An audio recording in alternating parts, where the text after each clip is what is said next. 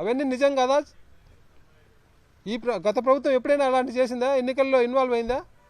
తప్పుడు పనులన్నీ మీరు చేసి మిగతా వాళ్ళ మీద ఆరోపణలు చేయడం, నిందారోపణలు చేయడం, ఇది ఎక్కడ న్యాయం? వీఆర్లో పెట్టిండు ఉద్యోగులు అంటున్నారు. ఇప్పుడు ఎంతమంది ఉన్నారు వీఆర్లో? 200 మంది పైగా పోలీసులు వీఆర్లో ఉన్నారు.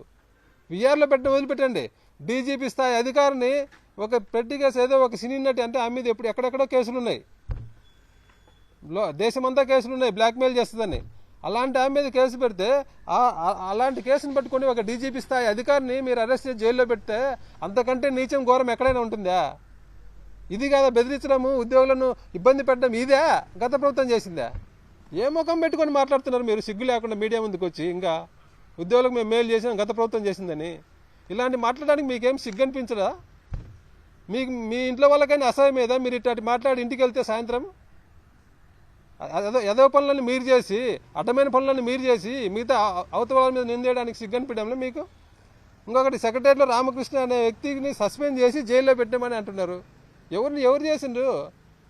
మీరు అందరూ సచివాలయంలో పోయి అడగండి, మీ మీడియా వాళ్ళ అందరినీ కూడా ఎవరైనా ఎంక్వైరీ చేయండి. రామకృష్ణ అనే వ్యక్తిని ఎవరు సస్పెండ్ చేసిండ్రు, ఎవరు జైల్లో పెట్టిండ్రు? వాళ్ళకే వాళ్ళ సానుభూతి కోసం మీ దగ్గర ఏదో గత ప్రభుత్వం ఇబ్బంది పడినామంటే మీరేమన్నా వాళ్ళు దగ్గర తీసుకురని వాళ్ళు చెప్పుకుంటున్నారేమో, కానీ ఎవరిని అడ్డగోలుగా ఎవరిని సస్పెండ్ చేయలే, ఎవరిని జైల్లో పెట్టలే, సచివాలయ ఉద్యోగులు ఎవరిని చేయలే అని మీరు చెప్తున్నారు మీడియా ముందుకు వచ్చి. మీకు ఎవరు ఇన్ఫర్మేషన్ ఇచ్చిండో కనీసం ఇట్లా మాట్లాడితే కన్ఫర్మ్ చేసుకోవాలి కదా ఎవరినన్ను అడిగి. నా మీద ఆయన వ్యక్తిగతంగా ఆరోపణలు చేసిండ్రు. నేను హౌసింగ్ సొసైటీ ప్రెసిడెంట్గా ఉన్నప్పుడు హైదరాబాద్లో ఖాళీ స్థలాలన్నీ అలాట్ చేసినా అమ్ముకున్నా అని చెప్పి. అయ్యా, హైదరాబాద్లో హౌసింగ్ సొసైటీ సెక్రటరీ ఉంది, ఏపీఎన్జిఓస్కి ఉంది. మా సచివాలయ హౌసింగ్ సొసైటీ ఉద్యోగులకు ఇళ్ల స్థలాలు ఇచ్చినాము, రిజిస్ట్రేషన్ చేసినాము, ఇల్లు కూడా కట్టుకుంటున్నారు. మీ సొసైటీ సంగతి ఏంది? మీ సొసైటీ మీరు ఎవరికైనా ఇల్లు అలాట్ చేసిందా? ఎవరైనా ఇల్లు కట్టుకుంటారా మీ సొసైటీలో? మీ సొసైటీలో మీరు ఎంప్లాయీస్ నుంచి కలెక్ట్ చేసిన డబ్బులంతా ఏం చేసిండ్రు? దాదాపు 18-20 కోట్లు ఎంప్లాయీస్ నుంచి కలెక్ట్ చేసిండ్రు. ఒక్కరికి ఒక్క స్థలం ఇవ్వలేదు, ఒక్కరికి ₹1 డబ్బులు వెనక్కి ఇవ్వలేదు. ఏం చేసిండ్రు ఆ డబ్బులంతా? ఏమైపోయింది? మీది అయిపోయిందా? మా దగ్గర మేము లేఅవుట్లు వేసి, రోడ్లు వేసి, డ్రైనేజ్ వేసి, ఇల్లు కట్టించి రిజిస్ట్రేషన్ చేస్తే మా సొసైటీ మీద నువ్వు ఆరోపణలు చేస్తున్నావా? ఏమయ్యా, సిగ్గుండాలి కదా. నా మీద ఎంక్వైరీ రిపోర్ట్ అని అన్నాడు ఆయన. ఇదో ఎంక్వైరీ రిపోర్ట్ ఇక్కడే ఉంది. నా మీద కూడా మా దగ్గర ఉండే వ్యతిరేకులు కొందరు విజిలెన్స్కి రిపోర్ట్ చేసి విజిలెన్స్ ఎంక్వైరీ రిపోర్ట్ మీద చూపిస్తున్నా. ఈ రిపోర్ట్ ఏ పచ్చ జర్నలిస్ట్ కానీ, ఏ పచ్చ మీడియా కానీ, మీ టీడీపీ వాళ్ళు కానీ, నువ్వు కానీ మీ ఎవరైనా రిపోర్ట్ పంపించండి, అడిగితే నేను జిరాక్స్ తీసిస్తా. ఈ రిపోర్ట్లో ఎక్కడైనా కూడా నేను చిన్న అవకతవక కానీ, అలాట్మెంట్లో అవకతవకలు చేసినట్టు కానీ, నా మీద వ్యతిరేకం కానీ ఒక్క రిమార్క్ ఉంటే చూపించండి ఈ రిపోర్ట్లో.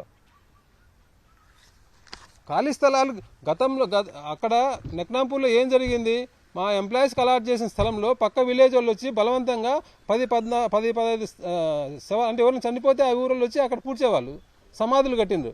ఆ సమాధుల్లో ఇల్లు కట్టుకోవడం ఇబ్బందిగా ఉందని నా దగ్గరికి వచ్చి అడిగితే, గతంలో అంతకుముందు ఉన్న ప్రెసిడెంట్ పట్టించుకోకపోతే నా దగ్గరికి వచ్చి నేను వెళ్ళి అక్కడికి నిలబడి, అక్కడ ఎవరు ఇది మా స్థలము, మీరు సమాధులు పెట్టేదానికి లేదని చెప్పి వాళ్ళతో లెటర్ రాపించుకొని, ఆ సమాధుల మీద అంటే సమాధులు ఉండే దగ్గర వాటిపైన ఇల్లు కట్టుకోవడానికి ఎంప్లాయీస్కి ఇబ్బంది అవుతుందని చెప్పి దాన్ని పార్కుగా, సమాధులు ఉండే స్థలాన్ని పార్కుగా మార్చి, పార్కు స్థలాన్ని లేఅవుట్ వేసి ఇల్లుగా మార్చి అది అలాట్ చేసిన. అది తప్పంటే ఎంప్లాయీస్ ఇబ్బంది పడుతున్నారు ఇల్లు కట్టుకోవడానికని ఒక ప్లేస్ నుంచి ఇంకో ప్లేస్కి మార్చి ఇల్లు అలాట్ చేస్తే తప్ప? మీ మాదిరి ఏమి అలాట్ చేయకుండా ఎంప్లాయీస్ అంతా డబ్బులంతా అకౌంట్లో పెట్టుకొని దాని మీద వచ్చి వడ్డీలు తినుకుంటా ఎంప్లాయీస్కి స్థలాలు ఇవ్వకుండా ఇబ్బంది పడితే అది కరెక్టా? నేను ఛాలెంజ్ చేస్తున్నా మీకు, ఈ ఎంక్వైరీ రిపోర్ట్లో నా మీద ఎక్కడైనా రిమార్క్ ఉంది, నేను అవకతవకకు పాల్పడిన రిమార్క్ చూపించండి, నేను అన్నీ వదిలేసుకుంటా, మీ పార్టీలో చేరతా. నేను ఇదేంది ఉద్యోగం వదిలేస్తా, మీ పార్టీకి సేవ చేస్తా, ఏం పదవి లేకుండా జీవితాంతం. చూపించండి, నేను ఏదైనా అవకతవకలు పాల్పడినాన్ని చూపించండి. సెక్రటరియట్లో కూడా నేనేదో సీట్లు మార్చేటప్పుడు అవకతవకలు పాడి ఫైనాన్షియల్ ట్రాన్సాక్షన్ అన్నారు. సెక్రటరియట్లో ఎవరు అలాంటి పనులు చేస్తారో ఇక్కడేం చెప్పాలి, నేనేం ఎవరు ఇవ్వాల్సిన పనిలే. మా సచివాలయ ఉద్యోగులు అందరికీ తెలుసు, ఎవరు అలాంటి నేను చేస్తానో వేరే వాళ్ళు చేస్తారో అందరికీ తెలుసు.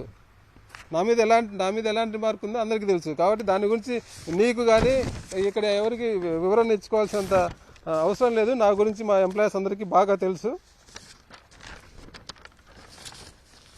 ఇట్లా ఆయన అడ్డగోలుగా ఆయన ఏది పడితే అది ఆయన ఇష్టం వచ్చినట్టు మాట్లాడాడు.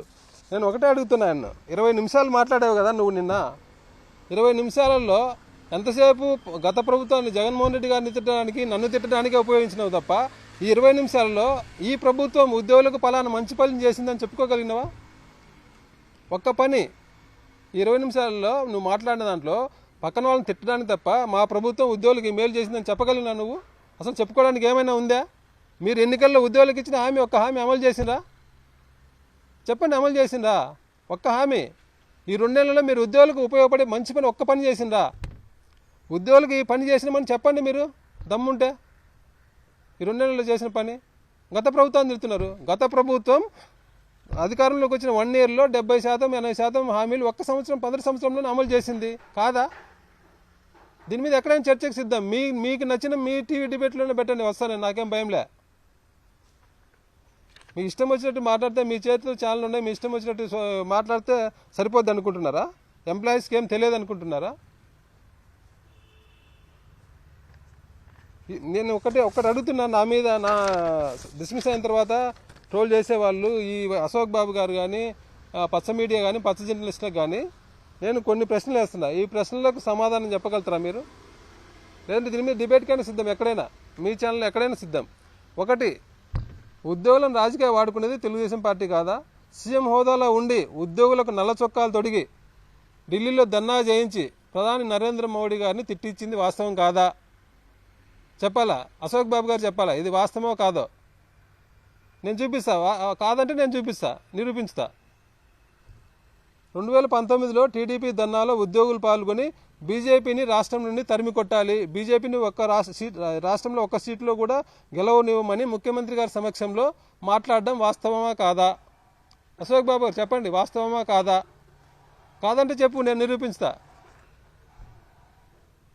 ఏపీఎన్జీబీ అధ్యక్షుడి హోదాలో అశోక్ బాబు గారు కర్ణాటకలో బీజేపీని ఓడించండి అని ప్రచారం చేయడం వాస్తవమా కాదా? చెప్పాలి, అశోక్ బాబు గారు చెప్పాలి. కూటమి ప్రభుత్వం అధికారంలోకి వచ్చి 2 సంవత్సరాలలో ఉద్యోగులకు ఇచ్చిన హామీ ఒక్క హామీని అమలు చేశారా? చెప్పండి, ఏదైనా చేసింది ఉంటే ఒకటి ఉంటే చెప్పండి. గతంలో ఏ రోజైనా ఉద్యోగులకు 4 డిఏలు పెండింగ్ ఉన్నాయా? ఈ ప్రభుత్వంలో తప్ప.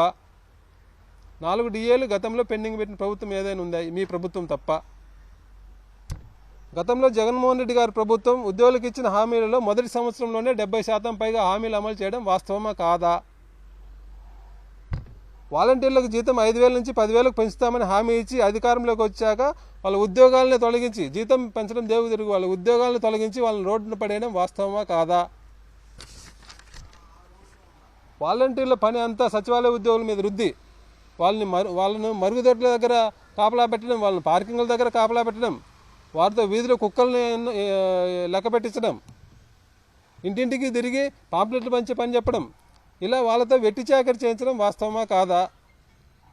ఈ ప్రభుత్వం అధికారంలోకి వచ్చినాక ఈ వీడియో కాన్ఫరెన్స్లో కూడా ఈ పని ఒత్తిడి తట్టుకోలేక చిన్న వయసులో ఉండే సచివాలయ ఉద్యోగులు సుమారు 100 మందికి పైగా ఆత్మహత్య చేసుకోవడం కానీ, గుండెపోటు కానీ, బ్రెయిన్ స్ట్రోక్తో కానీ వంటి కారణాలతో చనిపోవడం వాస్తవమా కాదా?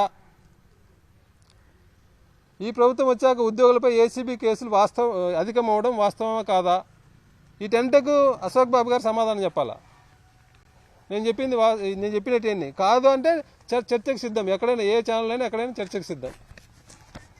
ఇవన్నీ సమాధానం చెప్పి మాట్లాడండి. మీరు చెప్పిన ఆరోపణలకు నేను సవాలు విసురుతున్నా. మీరు అన్నారు నిన్న నేను ప్రచారం చేసిన వైసీపీ జెండా పట్టుకొని ప్రచారం చేసినా అని చెప్పి నేను సవాల్ చేస్తున్నా. ఎక్కడైనా ఉంటే నిరూపించితే నేను జెండా పట్టుకొని ప్రచారం పలానా పార్టీకి వైఎస్ఆర్ కాంగ్రెస్ పార్టీకి ఓటేయండి అని చెప్పి నేను ఎక్కడైనా చెప్పి ఉంటే మీరు అన్నట్లు మీ మాదిరిగా మీరు వీడియోలు సహా బీజేపీని ఓడించండి, మోడీకి చెక్ పెట్టాలి అని చెప్పి మీరు మాట్లాడినట్టు, బీజేపీ నుంచి రాష్ట్రం నుంచి తరిమి కొడతామని మీరు ఉద్యోగులతో మాట్లాడిచ్చినట్టు వీడియో సాక్ష్యాలు ఉన్నట్లు, నా మీద నేను వైసీపీ జెండా పట్టుకున్నట్లు, వైసీపీకి ఓటేయమని చెప్పినట్లు ఎక్కడైనా ఆ వీడియో ఆధారం అంటే చూపించండి, నేను ఉద్యోగం వదులుకుంటా, మీ పార్టీలో చేరుతా. ఇట్లా వీటన్నిటికు సమాధానం అశోక్ బాబు గారు చెప్పాలి, మీ ద్వారా కోరుతున్నా. Thank you.